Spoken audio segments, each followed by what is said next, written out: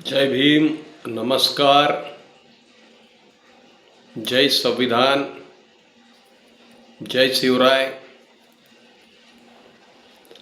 मी मिलिंद गायकवाड,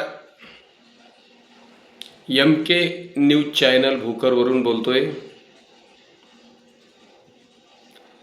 जंतर मंतरवर झालेल्या आंदोलनानंतर शिक्षण मंत्री धर्मेंद्र प्रधान यांनी राजीनामा दिला. पण राजीनामा दिला म्हणजे शिक्षण विभागातली शिक्षण क्षेत्रातला भ्रष्टाचार हा थांबणार नाही. कारण सरकार तेच आहे, सरकार चालवणार तेच आहेत.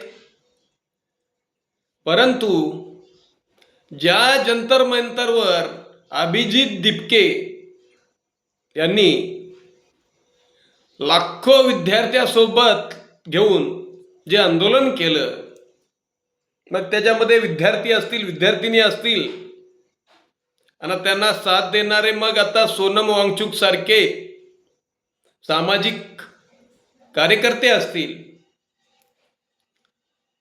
आंदोलन झालं, धर्मेंद्र प्रधान शिक्षण मंत्री यांचा राजीनामा झाला. पण हे इथं थांबणार नाही. विषय काय आहे? भारतीय संविधानाने सर्वांना आंदोलन करण्याचा,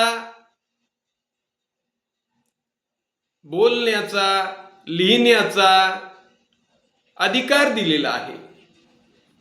आणि हा अधिकार या भारतातील सर्व लोकांना आहे. डॉक्टर बाबासाहेब आंबेडकरांनी या संविधानाच्या माध्यमातून एका जातीपुरता कार्यक्रम न ठेवता या हिंदुस्थानातील सर्व जाती धर्मातील लोकांसाठी हे संविधान लिहिलेलं आहे. मग संविधानाच्या मार्गाने पीसफुल म्हणजे शांततेने दिल्ली येथे जंतर मंतरवर अभिजित दिपकेच्या नेतृत्वाखाली, वांगचुकच्या नेतृत्वाखाली हे विद्यार्थी आंदोलन करत असतावेळी देशाचे पंतप्रधान नरेंद्र मोदी असतील, अमित शहा असतील, यांनी लाठी हल्ल्याचे निर्देश दिले पोलिसांना. ठीक आहे, पोलिसांनी स्वतः होऊन लाठी हल्ला केला नाही, मानतो आम्ही या गोष्टीला. परंतु लाठी हल्ला कोण केला? पोलिसांनी केला. त्यांना करायला भाग कोण पाडलं? सरकारने पाडलं, या भाजप सरकारने. लेकरं, विद्यार्थी, लहान लहान मुली तिथं आंदोलन करत होत्या.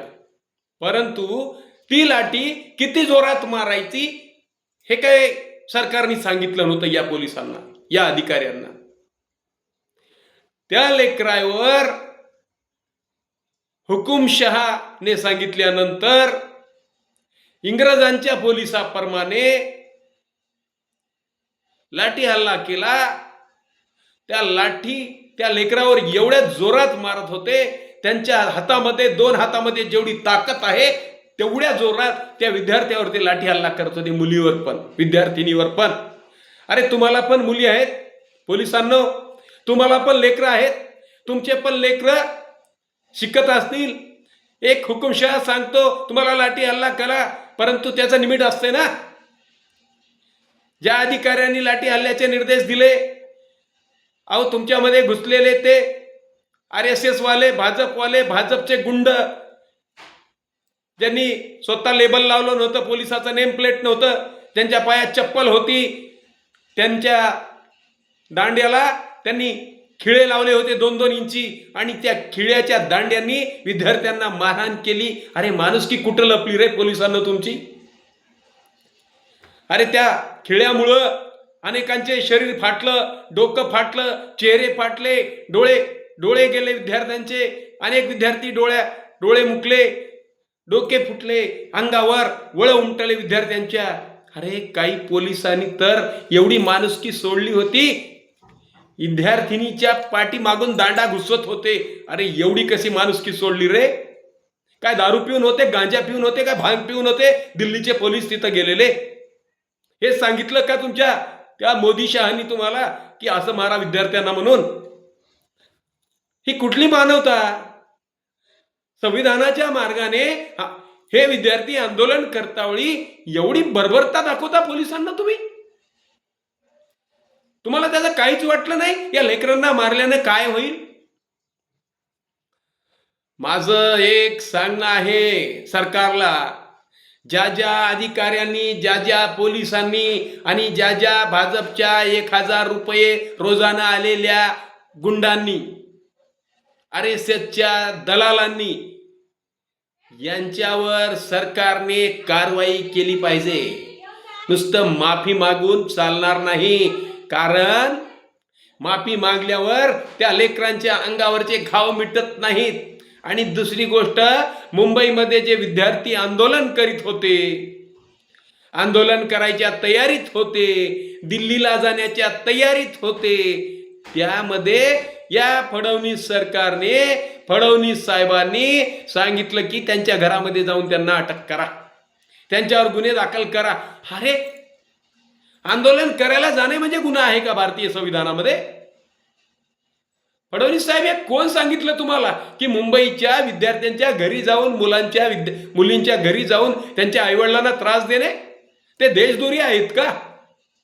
ते आतंकवादी आहेत का? ते नक्षलवादी आहेत का? अरे, तो चीन आतमध्ये घुसला आहे भारतामध्ये, त्याच्याकडे बघायची तुमची ताकद नाही, तुमच्या पोलिसांची, तुमच्या आर्मीची, तुमच्या सैनिकांची त्यांना मागे हटवण्याची ताकद नाही.